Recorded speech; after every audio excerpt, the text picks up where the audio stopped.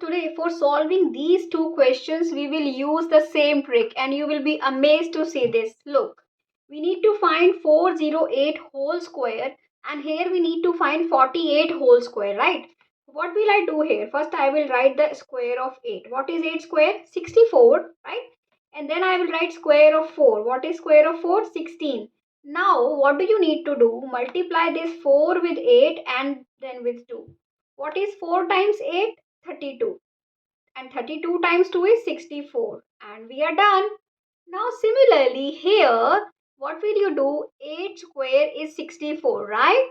And 4 square is 16, right? And now you need to do the same thing. Just multiply 4 with 8 and 8 with 2. 4 times 8 is 32. 32 times 2 is 64. But write this 64 here this time. Not in the middle. Write it here. What will you get? Now add these things. You will get this, and this, and we are done.